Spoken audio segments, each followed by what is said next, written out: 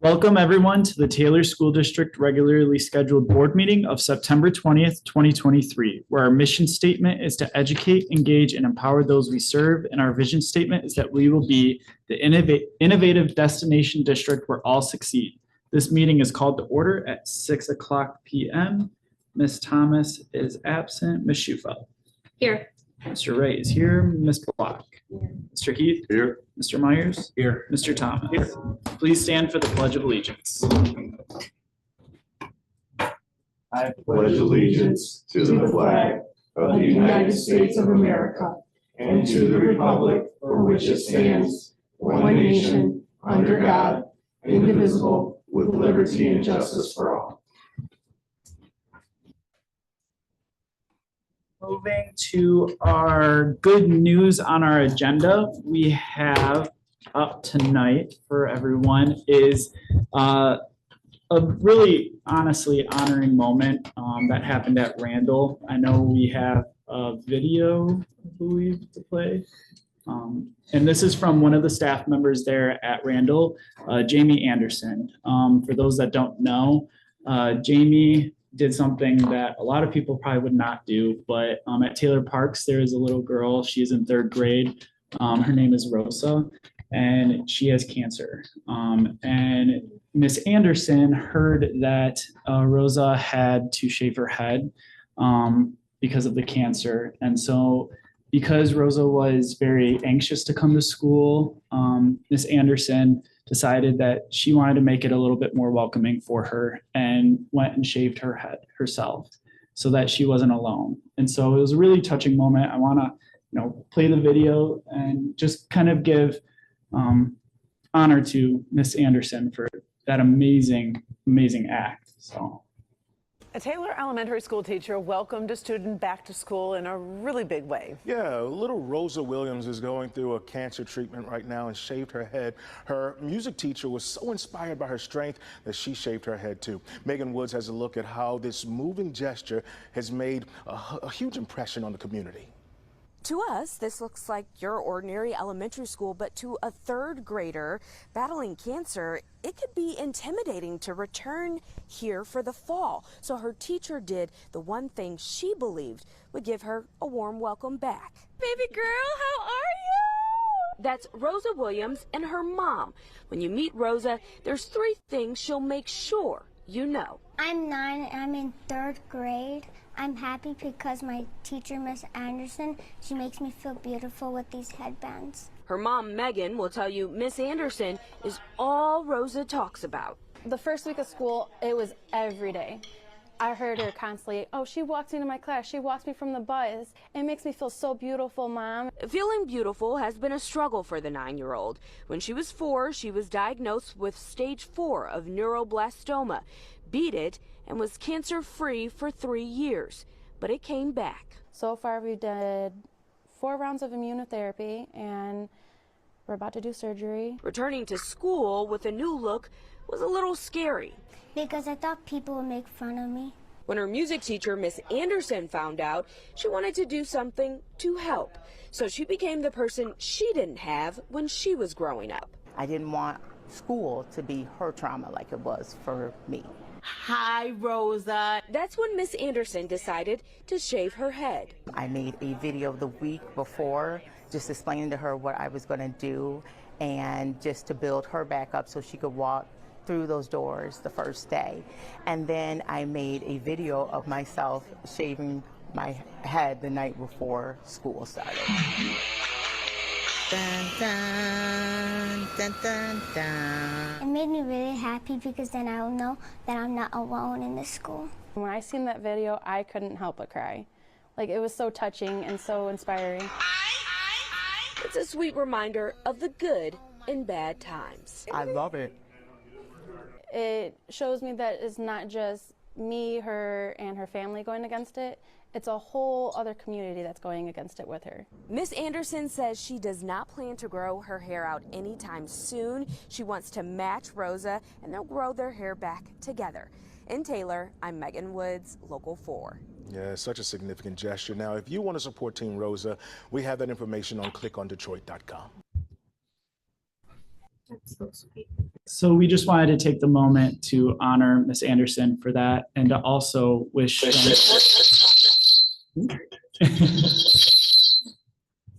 and wish strength. No, I'm just leaving. Oh, you're good. And we just want to wish strength to Rosa as she, fights her battle. And I just want her to know the whole district is behind her, with her, and we are cheering her on.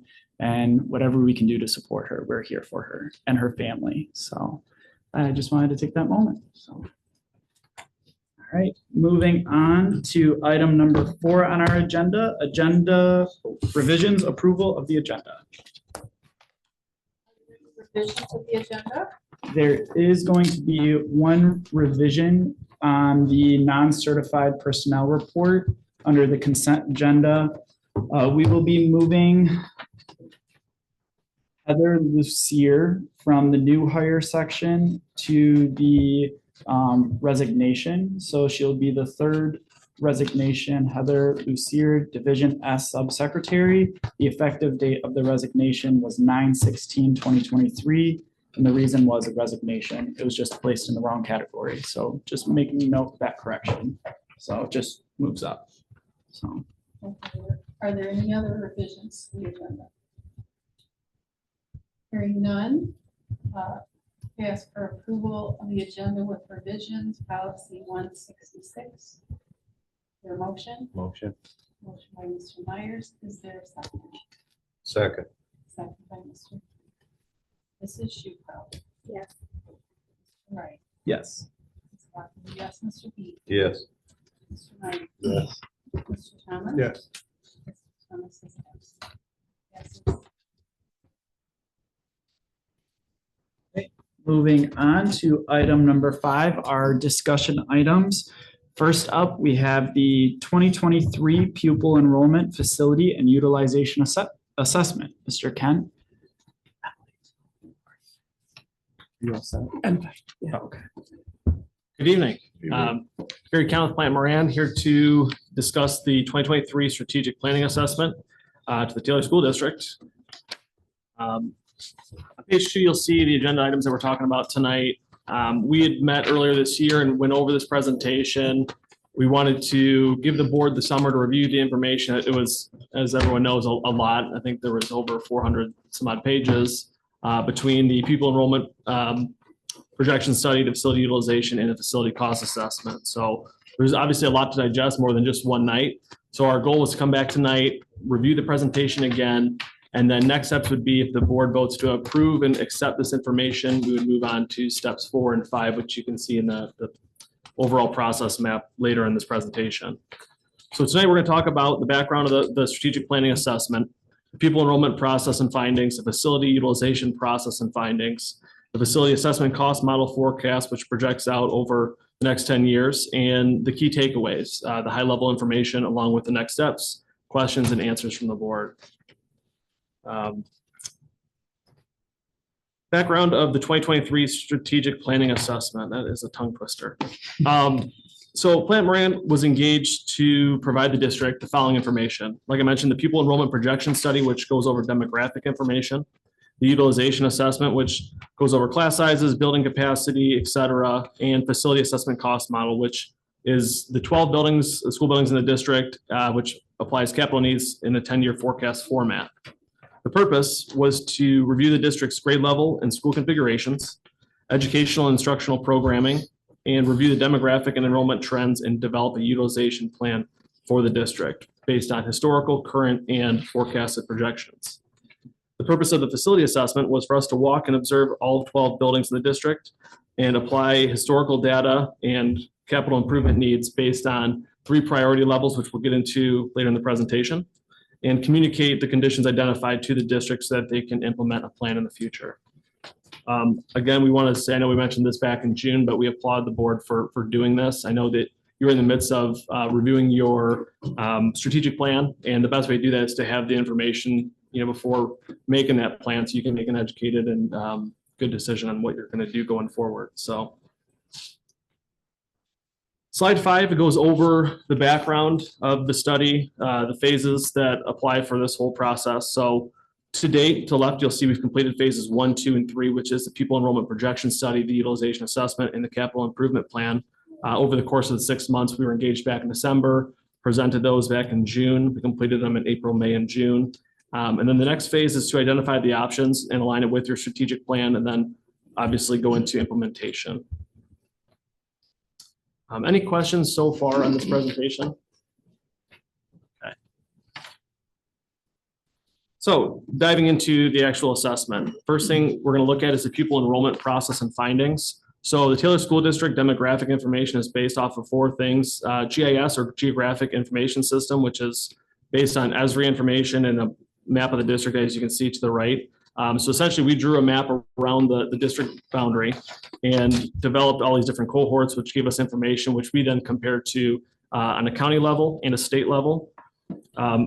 These are information sources that are audited by the state and the county through the U.S. Census Bureau, U.S. Labor Department, and other government agencies. So we looked at the high school, the 2 middle schools, and the 8 elementary schools. The key takeaways of this assessment was that, like the rest of the state, population is declining. For the Taylor School District, it's negative 0.7%, or 442 members of the community over the next 5 years. The median household age is 51 years, and households with children is 11,253. Of that, 10,325 are school-age children, which 93.28% is enrolled in public school and 6.72% in private. Of that 10,325, the district captures 5,231, which is roughly 50% of the school district. Some of those kids may go to different districts, school of choice, or private schools.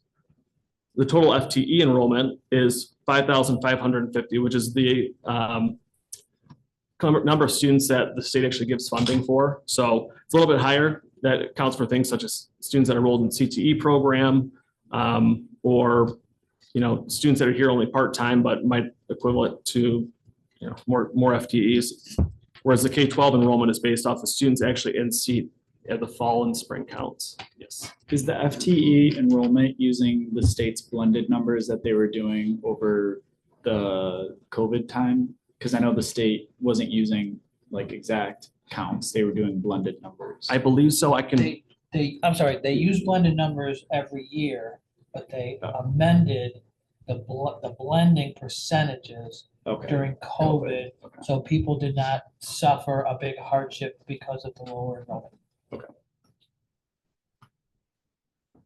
So great question. So obviously there's a difference between the 5,200 and 5,500 number.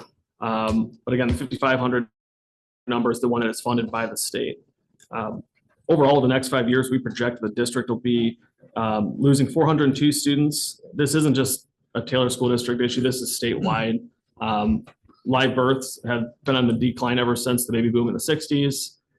There's been a few upticks, the Gulf War was one, for example, but contrary to public belief, most people think that, COVID or other things would keep people home and we'd have more kids as a result of that. But actually it was on the contrary. We actually are seeing less kids in those years. So this isn't just a Taylor School District, this is statewide, but again, it's only bad information if you don't get it proactively and come up with a plan to solve it. So the big thing that we took away from this was that over the next 5 years, compounded all those numbers, you're looking at roughly a $9.9 million hit to the general fund based on today's dollars of $9,608 per pupil at the state funds. So again, what does this all mean? Opportunities, constraints. We can plan ahead and find a way to curb that, but it is steadying off so you can actually plan for more realistic numbers versus larger drops that we've seen in the past. So the prediction is that in the next 5 years, our school district will lose 402 students at the 5th year mark, correct? Correct. So it's like we're losing students every single year, but at that 5th year, we're losing that year 402 students. No, is this a total it's a collection? total, yep. So Okay. you might lose, 75 one year, 100 the next year, 110. So it's just a accumulated number, that 402. And that 402 reflects the 9.9 million, correct? That's also accumulated. So you might, lose $1 million the first year, 2 million. By year 5, you'll be down 402 times 9608. So that'd be that number. Any other questions on the key takeaways for the pupil enrollment projection? Okay. On the next page, you actually see one of the graphs that you'll see in the full report. I think the full report's like 90 some odd pages. This kind of gives a detailed explanation of how those projections come about. Everything left to the line in the center is historical data. Everything to the right is projected. So if you look at the line to the left, students that are in the 2021-2022 school year in kindergarten were born at the top row in 2016. You'll see the kindergarten is 438 students. Below that is first grade, 371. The number below that, the percentage, is the capture rate from the prior year. So anything above 100% is that grade level is actually growing, or that class is growing. Everything below 100 means you're losing students. So 96% for first grade isn't bad. You look down to like 9th grade, that's really where you kind of have a repeated school year. So obviously that number is going to be higher. So that percentage is 142% from the year prior. You look at the next year, it's going to be 125%. So it kind of shows that 9th grade is always going to be a bigger class size than the year prior. But then you see the drop off because some of those kids don't go on to 10th grade, or they have to repeat classes, or whatever the reason might be. Any questions on this chart? So based on this graph, the largest drop off of enrollment is in our high school, correct? Correct. Yeah, you'll see, students either going to private schools or other schools of choice. The 9th grade is obviously the largest because of that 10th grade class repeating a grade.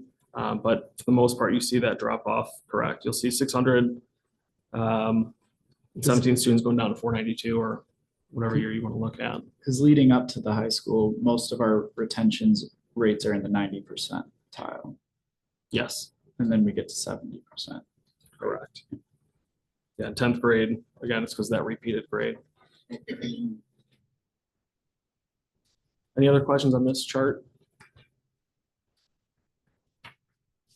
And then obviously that chart's a little bit of an eyesore. So the next chart just shows it in a more easily digestible manner. So you can see here, it is leveling off on the right-hand side. Obviously the orange chart only goes out 5 years because we can't predict the birth rate for this year or next year. So, but it is leveling off, which is a good thing. So you can actually plan for more along the lines of the count you have today.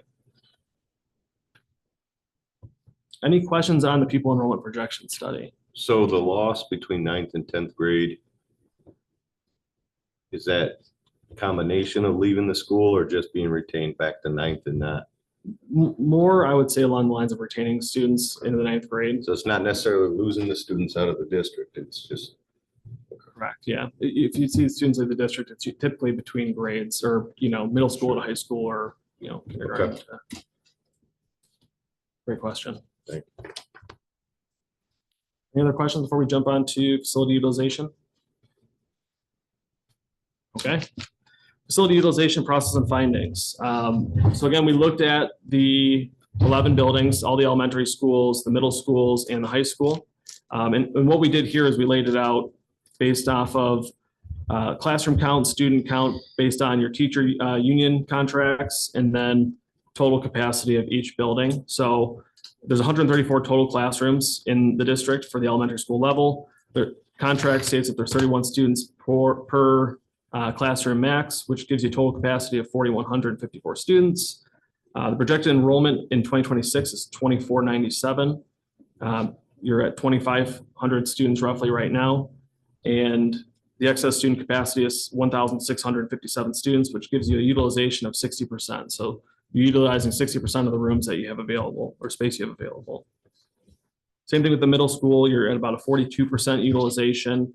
And then the high school, which is based off of the current Truman High School, not the new high school that we're building, the current utilization is 38%. So obviously the good thing about this information is we can use it to plan for the new high school and make sure that we're right sizing that building and not, overbuilding. So I guess I have a question here, and Emily, this might be a question for you. Our contract states that the maximum for like kindergarten's 28 kids in a classroom, and then 31 for first through fifth. In a perfect world, what is that number per kids per class? Should it be? Is it along the lines like, what does the state recommend, I guess? You'd want to see lower class sizes in K2. Okay. But most districts across the state are, they're trying to keep 30 or less students per class. Okay. Yeah, that's a great question too, because every classroom size is different, right? Even just walking the buildings, some classrooms are huge and you could easily fit 31 students in it, and other class sizes are smaller because the room size is smaller. So, well, I just asked because I know like the capacities and everything are based off those contractual numbers. So, correct. If ideally the state's saying, okay, 28 kids per class, I mean, should we base our capacity off that or off the contract? Even though I know the contract does state we can go up to those. Yeah, and we can rerun the projections based off of whatever number the district wants to put in there. So.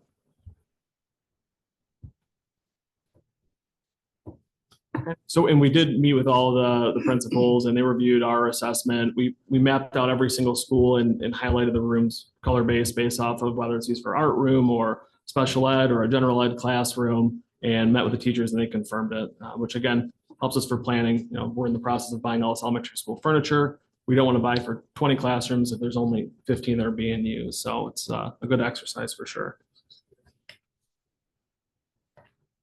Any questions on the facility utilization assessment? Okay.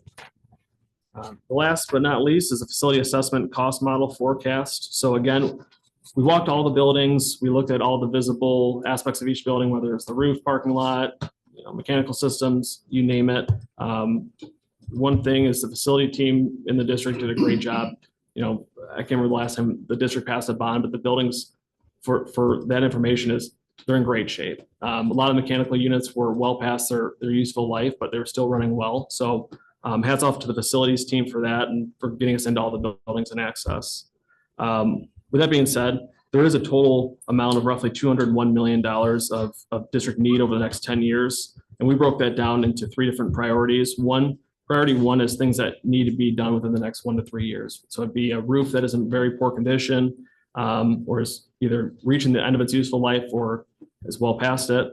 Priority 2, these are things that may require expenditure within the next 4 to 6 years. And then priority 3 is things that will need capital expenditure over the next 7 to 10 years. We broke it down building by building, and then we also applied escalation to that, which is based off of historical market data, based off of the Consumer Price Index or CPI. So that number is projected. So it's dollars that you'll have to pay in the future, not today's dollars. It'd be less if you did it all today, but the reality is it's a lot of money to spend in 1 year. So does Plant Moran have like I guess when you do the facilities assessment, depending on what fits priority 1, what fits priority 2, what fits priority 3, does Plant Moran have like a sheet that grades things and is like, yes, it's critical, yes, it could be prolonged, and yes, it's like decent, it can be down the road? Yep, exactly. We have a whole database that applies real market data. We're working in 70 plus different districts right now, 30 plus different bond programs. So we have a lot of historical data from bidding other projects that we can then put into our database and apply real numbers to this and look at the useful life based off of when it was installed or what have you. So, and then the next slide actually shows it. It shows it a different way. It shows it by category. So building envelope, if the exterior facade is falling, interior renovations such as paint and carpet, furnishing and equipment, plumbing systems, mechanical, and so forth, all the way down. And then it does show the total escalated cost in the bottom right at the $201 million. And, these are for like-kind replacement. So we're not putting in new mechanical systems, new air conditioning in buildings that don't already have it. Things that, are currently there. So like Hoover has rooms that have HVAC. If those units are poor, we would replace with like kinds. We would put the same air conditioning in those rooms. And this is a live document. Obviously, when we did this, one example is the pool at Hoover. has since been replaced all those mechanical systems. So there's a huge line item in that building, The but plumbing, right? yes, yep, in the plumbing. So any questions on the categories? So this is not adding, at our elementaries, this isn't putting in air conditioning. It's not putting an elevator at West. This is to replace everything in those buildings as is with Correct. no like additional add-ons. Correct. Yeah, the only caveat I would say would be like abatement, right? If you're gonna replace the flooring, we know that we're gonna have to, abate, remove the asbestos. So that's the one kind of caveat. And to replace everything as is in this district right now, roughly 200 million. Yep, roughly 200 million, which is about, I think we put $265 a square foot, which isn't unreasonable, seeing that the district hasn't passed a bond in as long as it has. We typically like to say about $200 a square foot every 20 years. You should be putting in your buildings to just maintain and upkeep them. So again, it's for the life of the buildings and life of the equipment, the district's done a great job in keeping those things running and getting them past their useful life.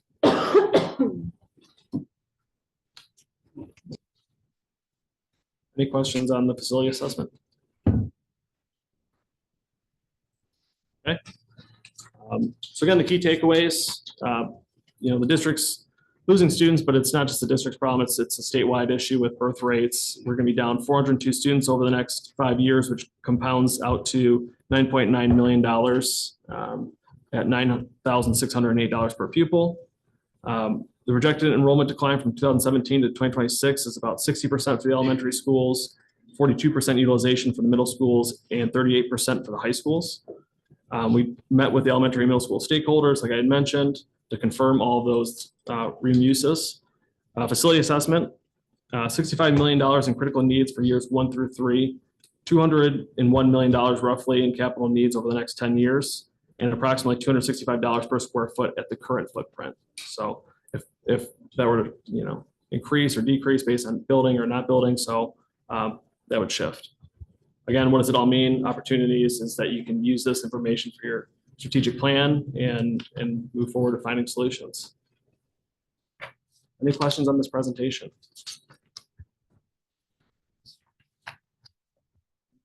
Discussion? The new high school that we're building, seeing that our current high school is only being used at 30, are we overbuilding?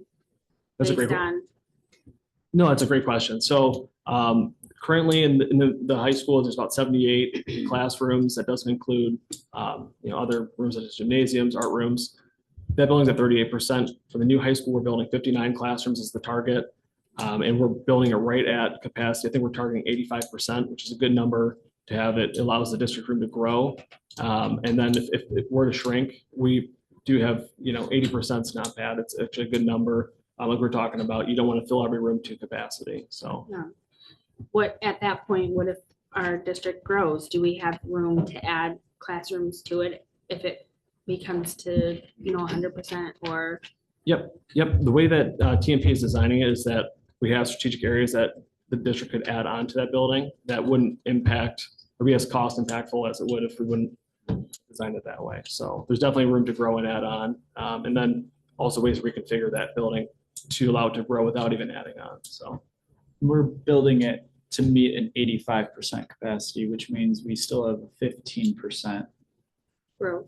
like buffer. So that way, if we ever do grow substantially, at least we have 15% that could be captured. Yep, exactly. So great question though. Any other discussion or questions? Okay, thank you, everybody. Thank you. Thank you. All right, moving on to items number, I'm just gonna say 2 and 3, because both are new positions. One is medical assistant, and then another is math COSA, and it's Scram. Right, so there is a great need at Kenyon to have a medical assistant full-time in the building for someone who can perform diabetic care. So we need that position pretty quickly. We had medical assistants in mass during the COVID time, and now we need to utilize bringing them back in this capacity. And then do I just move on to the next one? Okay, thank you. I appreciate you guys being flexible with me. The Math COSA, this is a really exciting position, fully funded by RESA. We just found out this week, we have an ELA COSA already employed in the district. So this is a teacher that's on special assignment that would provide math coaching, and Liz Biddle was on a Zoom this afternoon. They're going to provide the training for this math coach, and it's just an exciting opportunity, no financial obligation from the district. It's fully funded by RESA then? Correct. Okay. And is that just for the elementary or is that secondary, just the math coach? I believe Whoever it's, is needed, or is it just for elementary? oh, that's a great question. I believe it is for K-5 classrooms. Okay. So is this going to be a district employee or are they going to be employed by RESA? No, it's a district employee. Oh, it is. It's just considered a teacher on special assignment. And actually the posting correct is internal right now, I believe. I believe we're looking for somebody internally to. Well, that would probably be our preference, but if we pulled somebody from a math assignment, or an assignment, then we have to take into consideration, we would need to fill their assignment. So we will be hiring somebody, but it won't be for necessarily external for the. Right. Will this be set up like somehow, because we have 8 elementary schools, so how do they teach them all? Like, is it gonna be a different day? Yeah, different so school? they have a schedule. They'll work with the school improvement team to design something that is equitable and also addresses the area of need. So, we use data to drive a lot of our decisions. So I'm sure that iReady data will be used to determine where that coach is needed most. Okay, so this coach might go to one specific school and only stay No, there? I don't or- think that's the case. They'll bounce around. Okay, But one school might just have a higher, if their math scores are lower. Right. Then you might need them to put a little bit more time in this building than a Right. school that has higher math scores, right? Or if they have like brand new teachers to that specific grade level, it's really nice to have a coach come in Yeah. and help them get acclimated with the math curriculum. And then once they're done with that, they would move on to, they kind of tier the help that they need to provide for the buildings. and then I have a question about the medical assistant. When my kids were at Kenyon, there was a nurse there.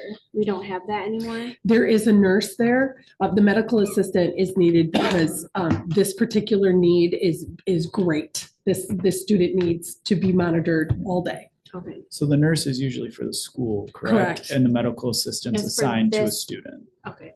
And in this particular case, the nurse has been wonderful in helping and assisting, but it's problematic if the nurse has to be pulled in another direction or isn't in the building for the day, that sort of thing. So Well, I do remember they would bounce, like she was at Yeah. Kenyon for half the day and then would go, I think, to Holland or somewhere Mhm. else the other half a day. So.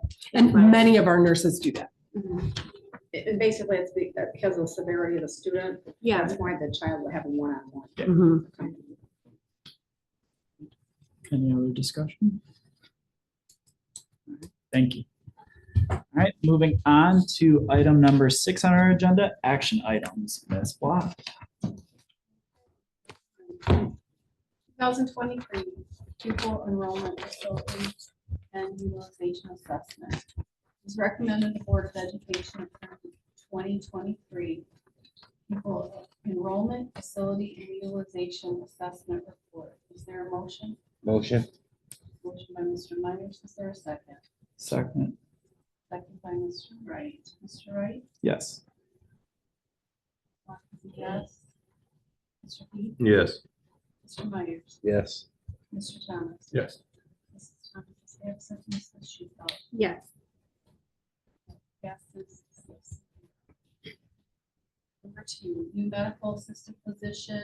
That is policy 3111. Superintendent recommends Board of Education approve the new medical assistant position. Is there a motion? Motion. Motion by Mr. Myers. Is there a second? Second. Second by Mr. Thomas. Ms. Black is a yes. Mr. Heath? Yes.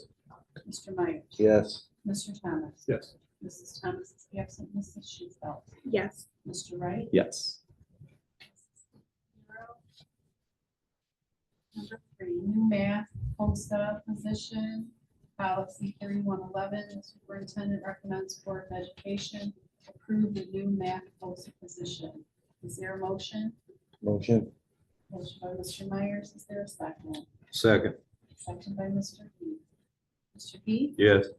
Mr. Myers? Yes. Mr. Thomas? Yes. Mrs. Thomas is absent. Mrs. Shuffelt? Yes. Mr. Wright? Yes. Ms. Walker? Yes. That passes 6.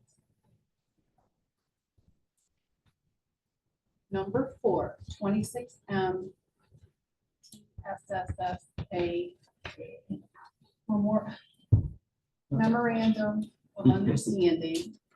It is recommended Board of Education approve the MOU between the Taylor School District and 26M Taylor School Support Staff Association, TSSA, regarding district attendance agent. Is there a motion? Motion. Motion by Mr. Myers. Is there a second? Second. Second by Mr. Thomas. Mr. Myers. Yes. Mr. Thomas. Yes. Yes. Mrs. Shuffelt. Yes. Mr. Wright. Yes. Ms. Black is a yes. Mr. Heath. Yes. This is 6-0. Number 5, tax and memorandum of understanding. It is recommended the Board of Education approve the MOU between the Taylor School District and the Taylor Association of Central Staff Administrators, TAXA, regarding the position Director of State and Federal Programs. Is there a motion? Motion.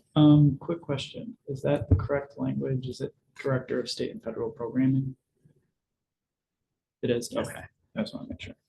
Sorry. Motion by Mr. Myers. Is there a second? Second. Second by Mr. Keith. Mr. Thomas? Yes. Thomas absent. Mrs. Shuffelt? Yes. Mr. Wright? Yes. Ms. Black is yes. Mr. Heath? Yes. Mr. Myers? Yes. That passes 6.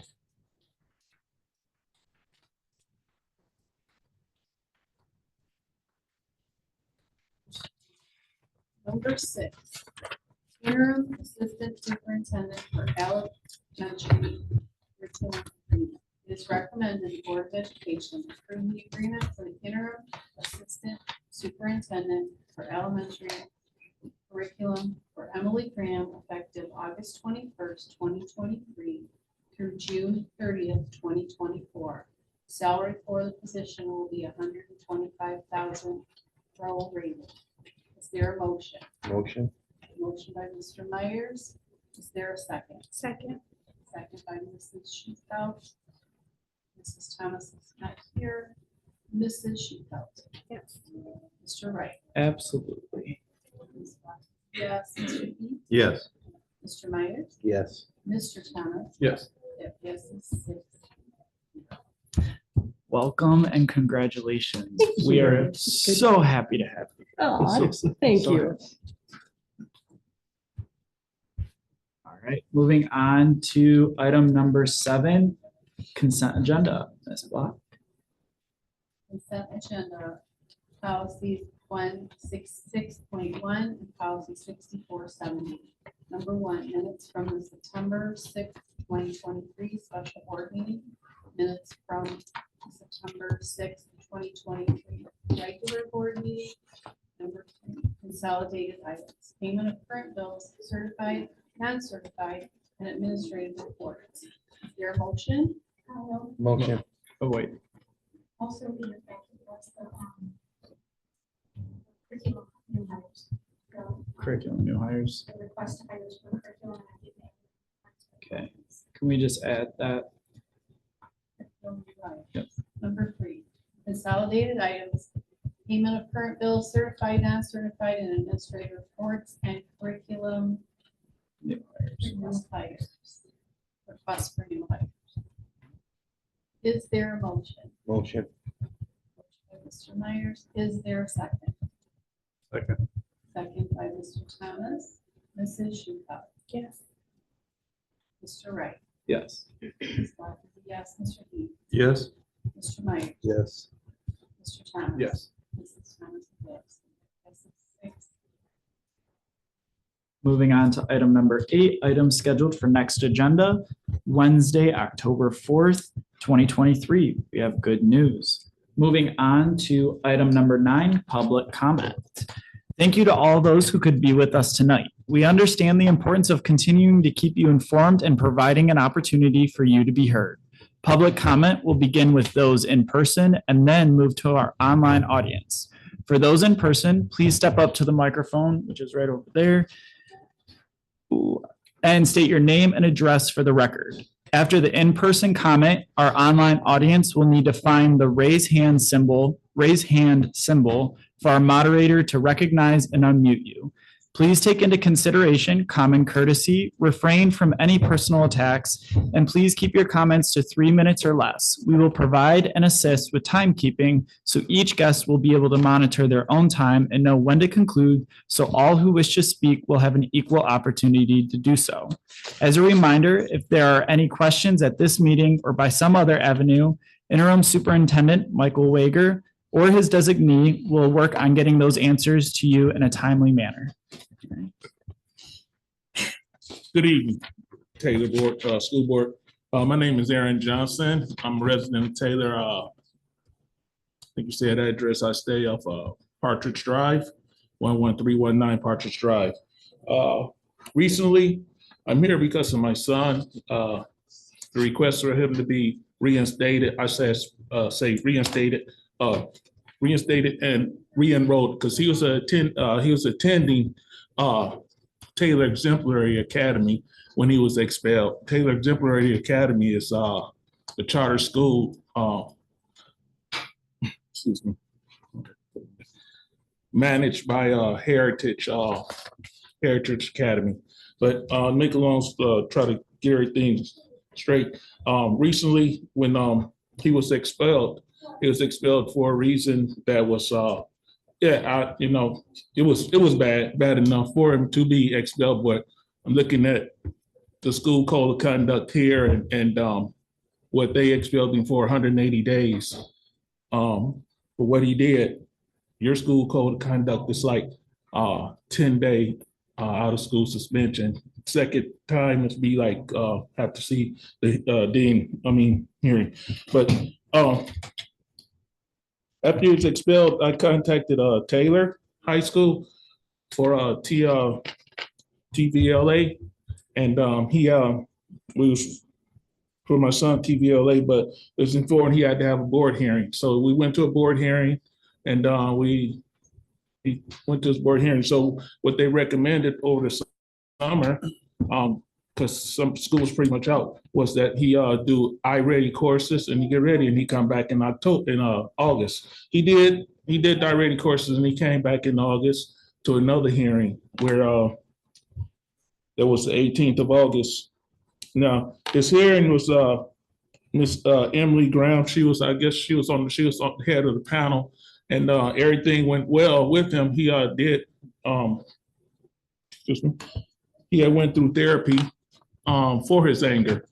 That's what he was expelled for, but he went through therapy for his anger. And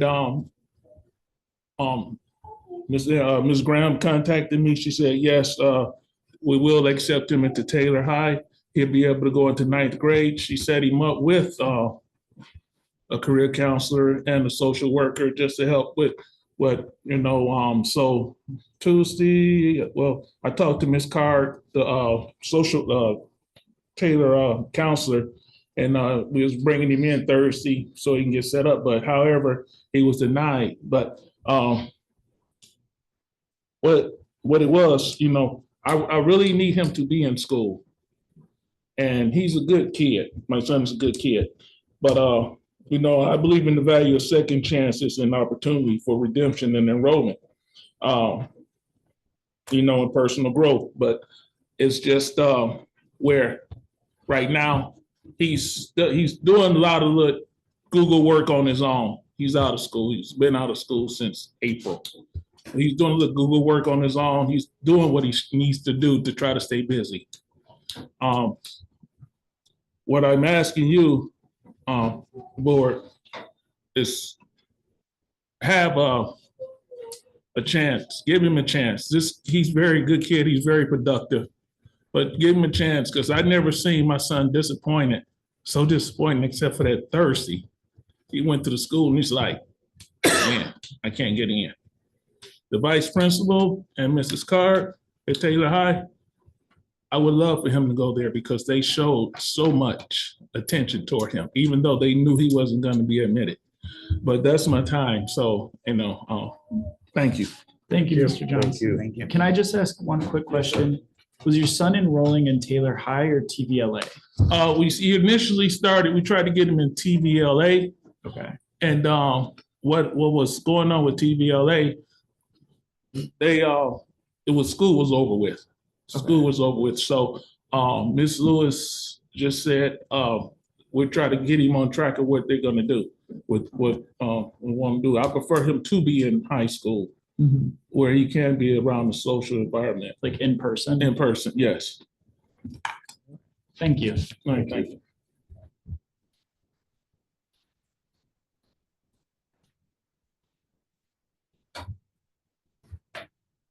Good afternoon, Ryan McLean, 8083 Campbell Street. So I came to just have a few questions and maybe some clarification you guys might have.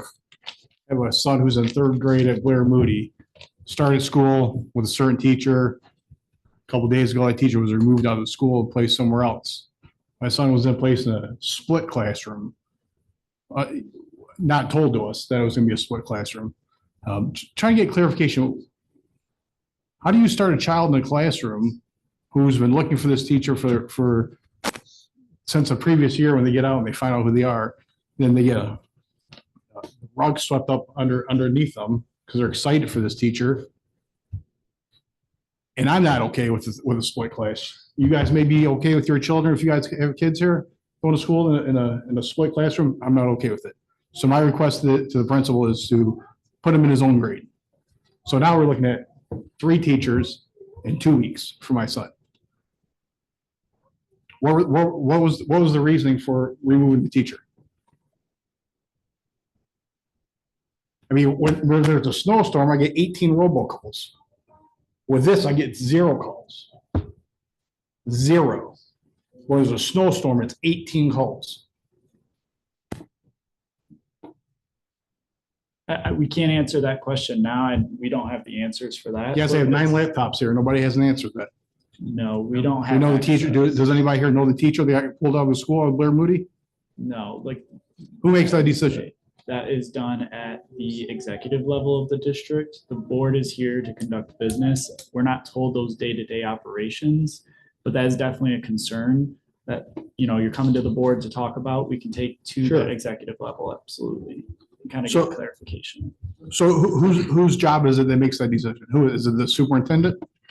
I would say so. I would say it would go up to that level. Right. Yes. So, and maybe this doesn't apply, but I pulled the policy manual for the Taylor School District, responsibilities of the superintendent. Section 1000, administration, duties and responsibilities. Superintendent shall be directly responsible to the Board of Education for the performance of the following assigned duties and responsibilities. Keep the board informed of school operation by preparing monthly board agendas, providing oral and written communication, scheduling management team committee meetings, and requesting special board meetings. So he is able to pull out a teacher and not go through the Board of Education. That's not his responsibility to inform you guys the teachers being pulled out?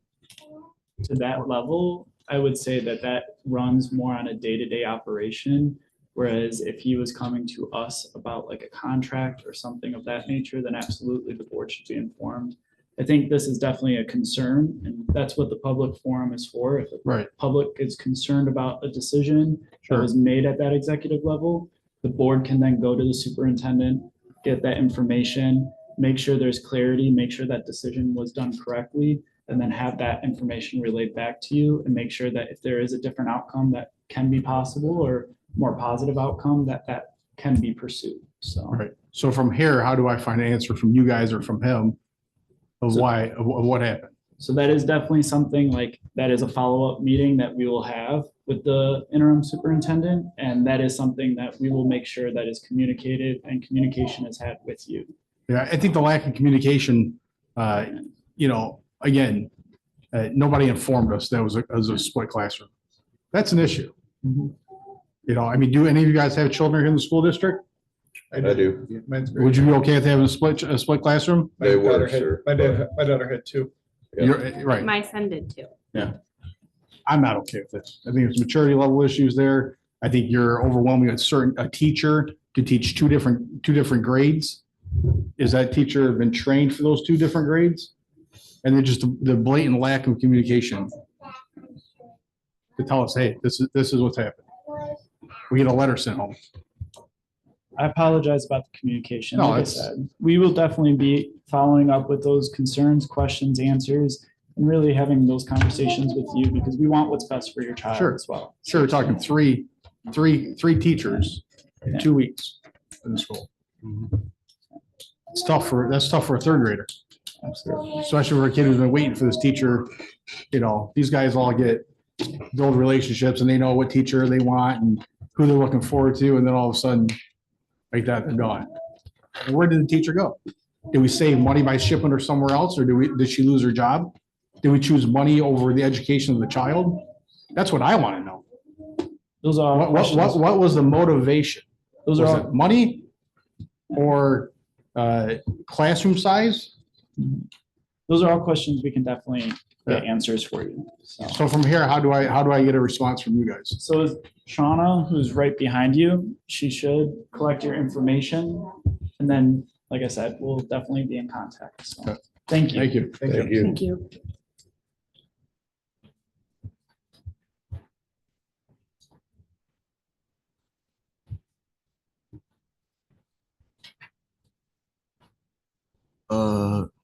Hi, my name is Riku. My father, Mr. Johnson, was up here like not too long ago, and he was explaining why I should be enrolled. And I really just want to give the whole story of what happened to you guys, just in general. Really, it was more likely reason why I was expelled. It's for a threat I made from anger because originally I was suspended for 5 days from Taylor Exemplar Academy because I made a joke about my friends and I posted it on my account, and the video kind of went a little bit viral and it went to the teachers and they found it offensive. They tried to tell, my friend tried to tell and say, no, it wasn't really a problem, but they still saw it and they gave me a 5-day suspension. And during that suspension time, I managed to still hold a grudge against the principal and I made a second account and posted multiple immature and concerning videos about my despise and how much I disliked her.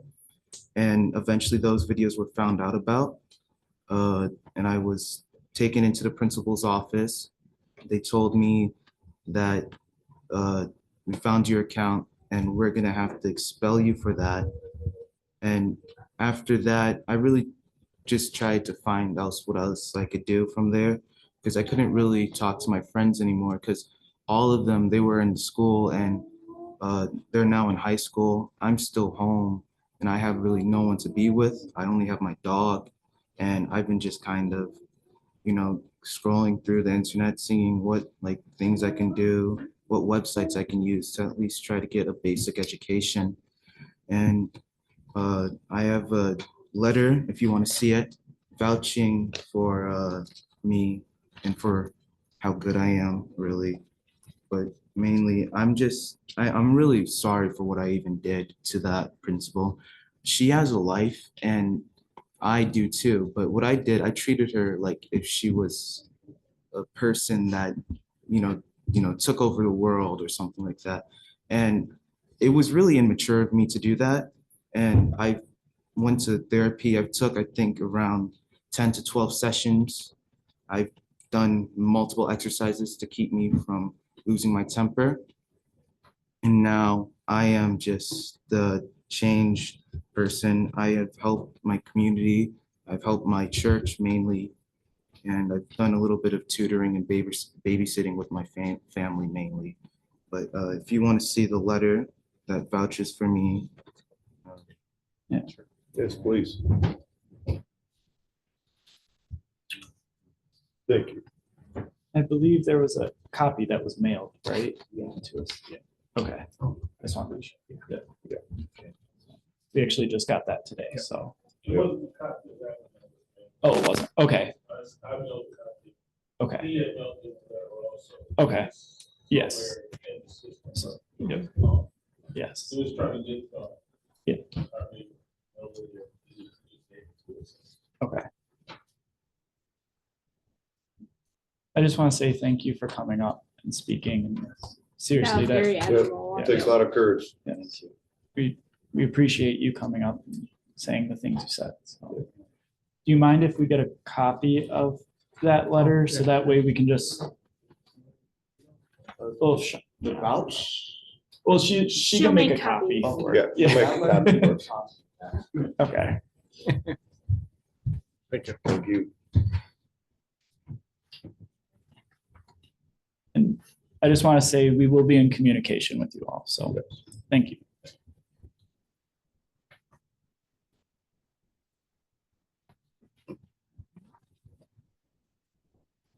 Online. All right. Oh, there is one person.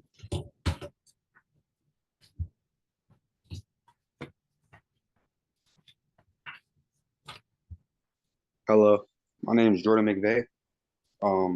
I was recently expelled last year in November, and I had a meeting last week with the school board to get reinstated, and I was supposed to come here to like for you guys to vote me back in, I guess they said.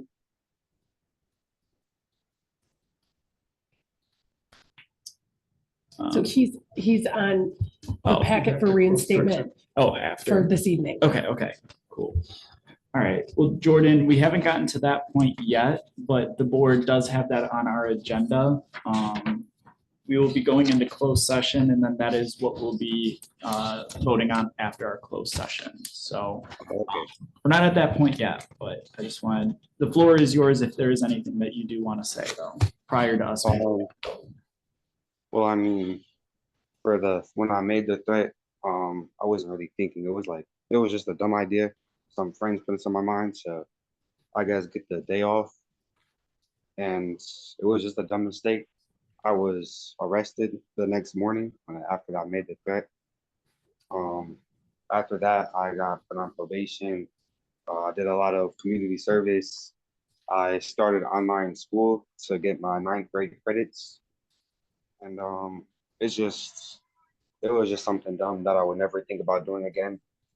I know I did something very wrong. I'm sorry for that. Thank you. Thank you for being here and speaking during this platform to us. We appreciate that. Thank you. Thank you. Thank you. Any more? Any hands in the gut? All right.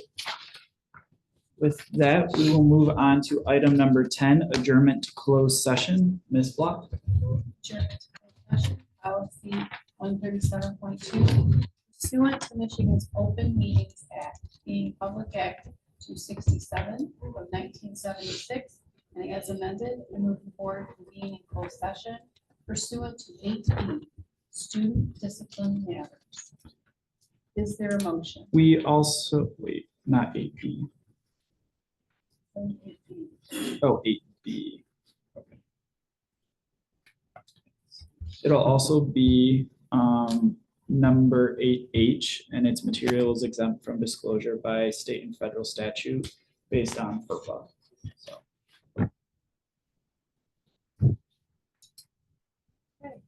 Is there a motion? Motion. Motion by Mr. Myers. Is there a second? Second. Second by Mr. Thomas. Mr. Wright? Yes. Yes, Mr. Peak? Yes. Mr. Myers? Yes. Mr. Thomas? Yes. Mrs. Thomas is absent. Mrs. Schufeld? Yes. Mr. Schufeld tried to get in there. And it passes 6-0. We went into closed session at 6:59 p.m.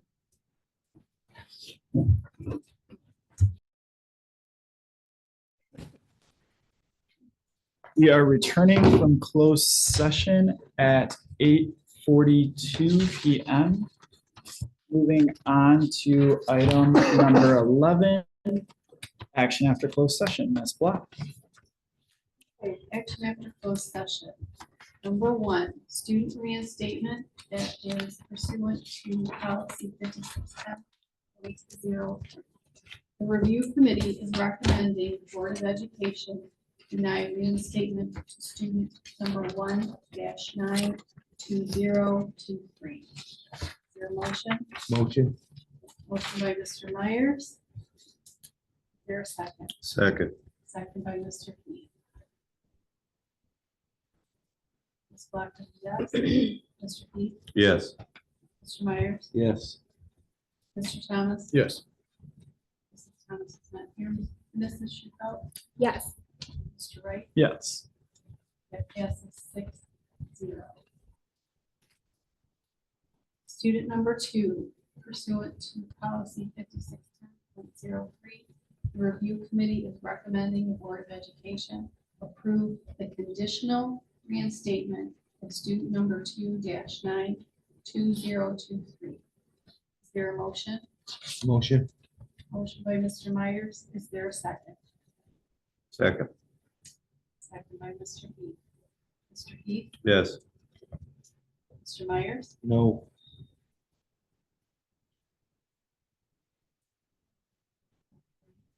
Mr. Thomas. No. Mrs. Thomas is not here. Mrs. Shuffelt, Yes. Mr. Wright, Yes. Ms. Black is a yes. That passes 4-2. Student reinstatement number 3 pursuant to policy 5610.03. The review committee is recommending the Board of Education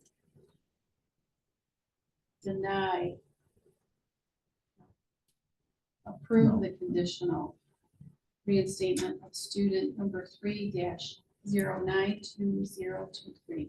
Maybe I should read that again. Review committee is recommending the Board of Education approve the conditional reinstatement of student number 3-092023. Is there a motion? Motion. Motion by Mr. Heath. Is there a second? Second. Second by Mrs. Shuffelt. Mr. Myers, No. Mr. Thomas, No. Mrs. Thomas is absent. Mrs. Shuffelt, No. Mr. Wright, No. Ms. Black is a no. Mr. Heath, No. motion is denied. 0-6. Okay, student reinstatement number 4 pursuant to policy 5610-03. The review committee is recommending the Board of Education approve the conditional reinstatement of student number 4-092023. Is there a motion? Motion. Motion by Mr. Myers. Is there a second? Second. Second by Mr. Heath. Mr. Thomas, No. Mrs. Thomas is not here. Mrs. Shuffelt, Yes. Mr. Wright, Yes. Ms. Black is yes. Mr. Heath, Yes. Mr. Myers. No. Yes, it's 4-2. Moving on to item number 5 of our after closed session. Action after closed session. I move we now reconsider our action relative to the September 6th agenda. Action item number 10, student reinstatement. The review committee is recommending the Board of Education approve the conditional reinstatement of conditional enrollment of student number 4-090623. Is there a motion? Motion. Motion by Ms. Shuffelt. Is there support? Support. Support by Mr. Heath. Mr. Thomas. Yes. Mrs. Thomas is absent. Ms. Shufel. Yes. Mr. Wright is a yes. Ms. Block. Yes. Mr. Heath. Yes. Mr. Myers. Yes. That passes 6-0. Moving on to item number 12, board member comments. Are there any board member comments? Just want to congratulate Emily Graham on the job. Yes. Yep. And I'd like to thank Miss Anderson for what she's doing. Yes. I think it's pretty special. And I wish Rosa strength as she goes through this 100%. journey. So. Moving on to item number 13, adjournment. Is there a motion? Motion. Motion by Ms. Block. Is there support? Support. Support by Mr. Thomas. Mrs. Thomas is absent. Ms. Shufel. Yes. Mr. Wright's a yes. Ms. Block. Yes. Mr. Heath. Yes. Mr. Myers. Oh, yes. Mr. Thomas. That carries 6-0. The Board of Education regular board meeting of September 20th, 2023 will adjourn at 8:49 PM. Have a great night.